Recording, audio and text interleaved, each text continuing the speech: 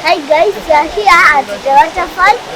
Safari rovers and you can come and join us.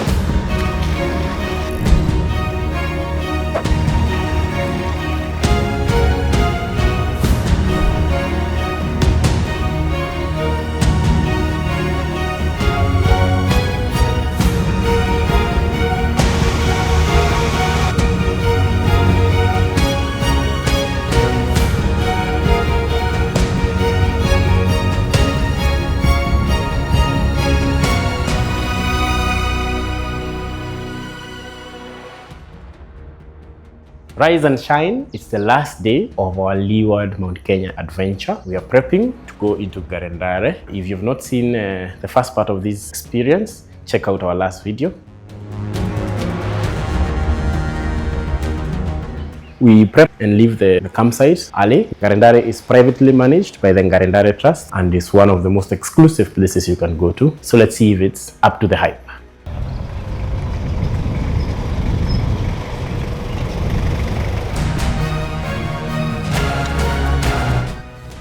Today is our last day of this trip, and also right now we are doing a hike.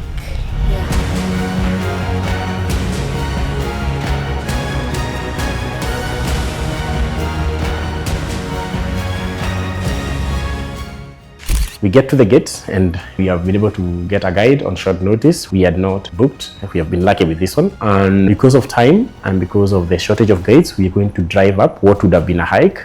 Some of us are very relieved for that. We're going to drive up as much as possible to the fall, and then we'll come back and do the canopy.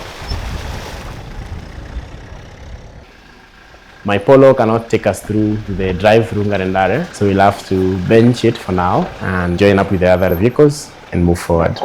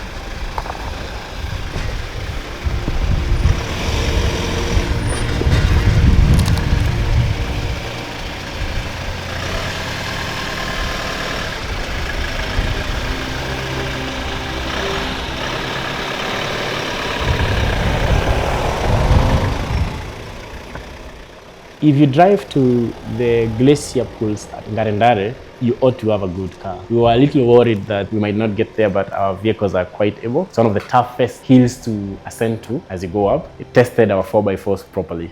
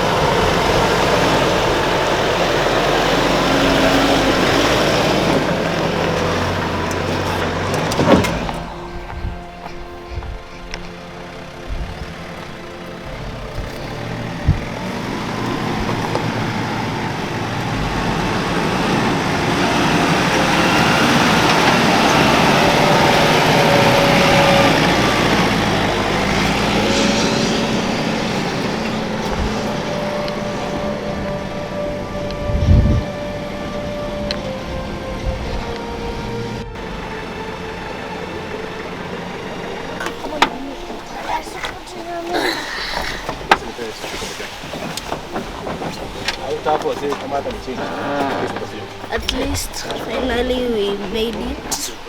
Now from here we are walking to the place where the guide is taking us. Yeah, see you there. Now we have arrived to the spot where we leave our cars and then we hike up onto the waterfalls. It's a short waterfall and also there's a glacier sort of pool where people swim. It's very cold, so we are going to swim. Those who dare to, we are going to jump into the pool. Let's see who joins us to do this.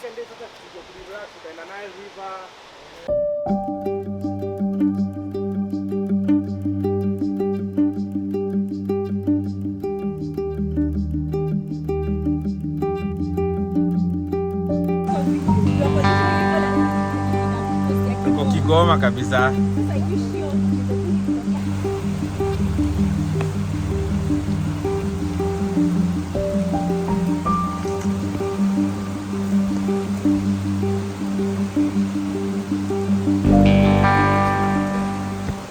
We are very excited and it's actually a very beautiful place. The water is actually as turquoise blue as we had anticipated. The weather is good. Hi guys, we are here at the waterfall. Now we want to swim. Okay, come and join us. Safari lovers, and you can come and join us.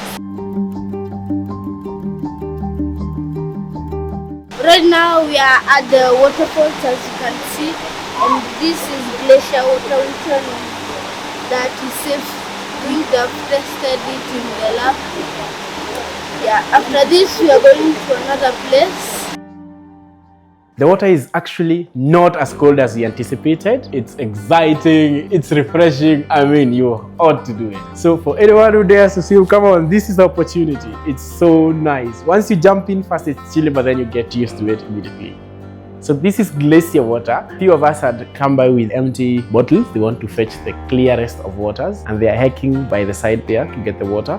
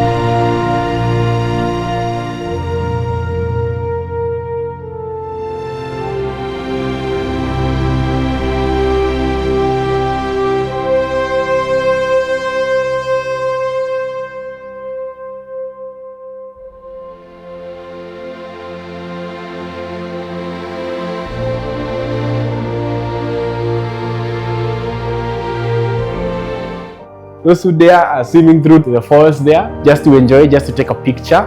If you ever come to Ngare Ndare, prepare to swim.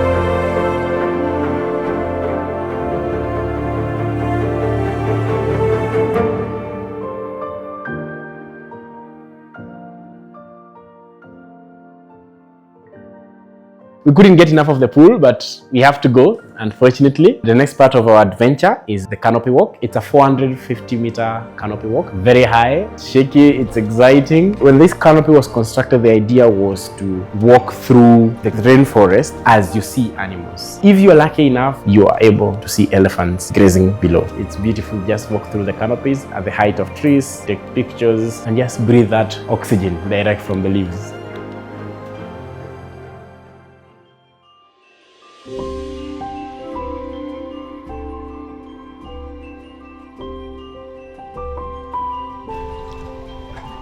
Achiliwa mkono hapo hapo. Achilia kadi mkono hapo. Umeshafika. Ukachilia.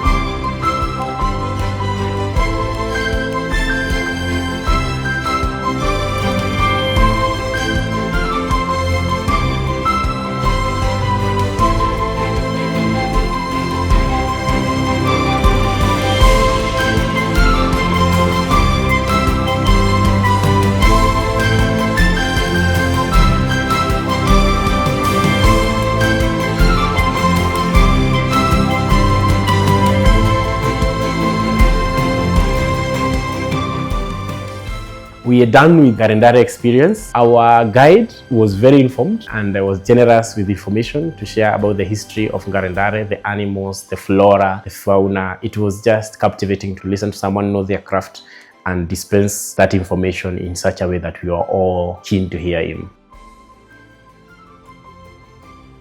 Anavunja mti hapa inamwaga mbegu. So despite ye kuvunja, he's the only that plants a lot of seeds. Because in a day you'll consume thousands. Kwa every tree anangusha anakula matawi na matunda. So hiyo matunda anaitoa hapa anaibeba kilomita zingine 30, 40, 50. Kesho yenye atakula anaileta. So at the end of the day you'll meet yeye ndiye anapanda na yeye ndiye anaharibu. Hiyo ndio kazi yake ile kuharibu na kutengeneza. Hizi njia zote unaona kwa msitu sio sisi tulitengeneza. Hadi hapa. No, we just expanded. We expand the routes. They are the engineers. They find the trail, we just expand them. So because the trails leads to water sources, feeding grounds. So njia yenye ndovu anatumia inaweza kutoa hapa ikupeleke Sabu. Hivyo tu kifuata. Kidogo tu, it's thin but it will lead you to a specific place. To a water source first. Water source and a feeding ground. Even after 20-30 years when it's dry, watatumia hiyo njia kurudi mahali maji liko. Hata kama we are not fair to elephants when we, because of now the way we build structures like roads, especially the Mombasa roads. Inakuwa ime affect nini ecosystem ya Savo sana and Amboseli pale. Because you see the corridor yenye ilitengenezwa though not effective. When we were little, not really. When we were little, ndovu walikuwa wanakuja kwa mashamba. Then tulikuwa tunaambiwa that ukiona ndovu amepita hapo, kuna ndovu wengine washaipita the same place, so yeye anafuata hiyo path. Ni kama maji.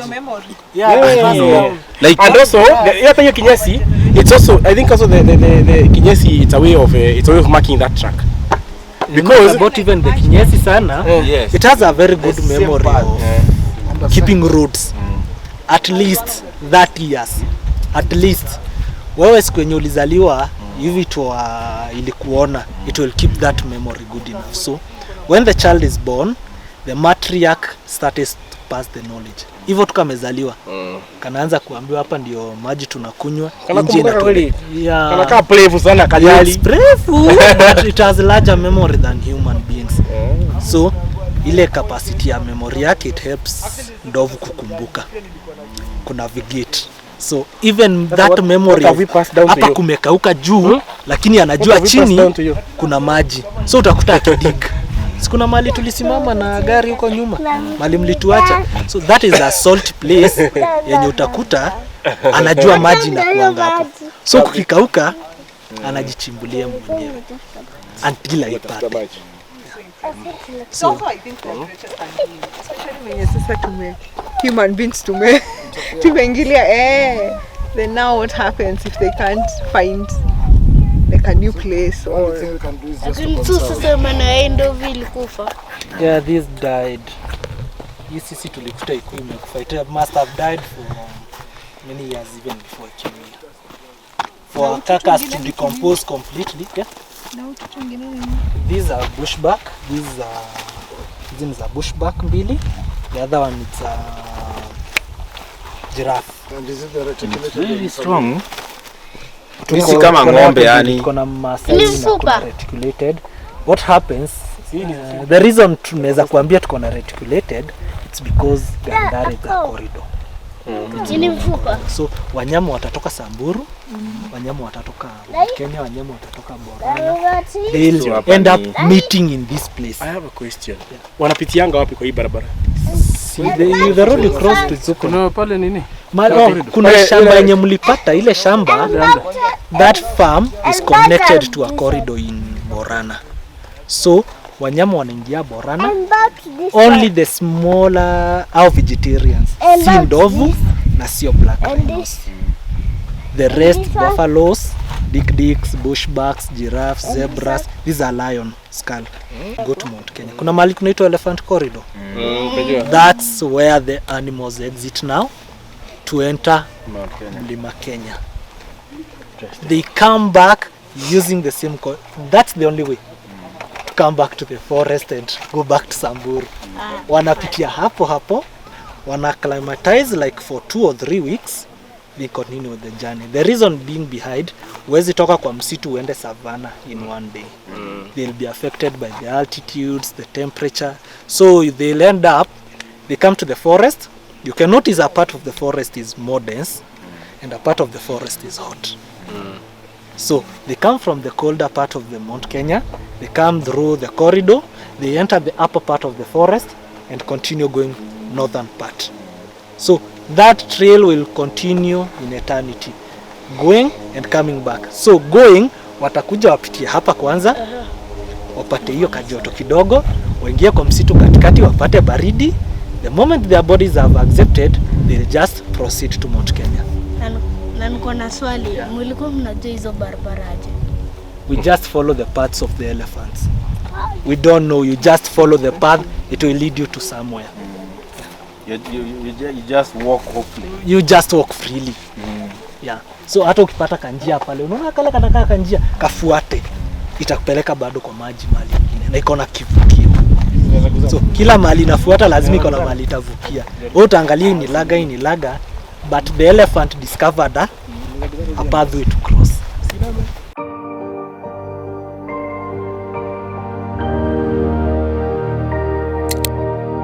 We are sad to leave Ngare Ndare as the last part of the adventure. We are going to go back to our campsite, pack up.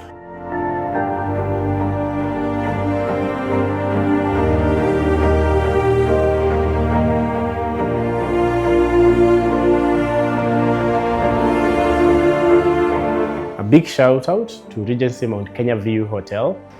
They let us camp at their grounds yesterday while we set out for the experience at Ngare Ndare. They were very generous with the space and with the amenities they provided us for a reasonable fee, a negotiable one. I would recommend this, reach out to them.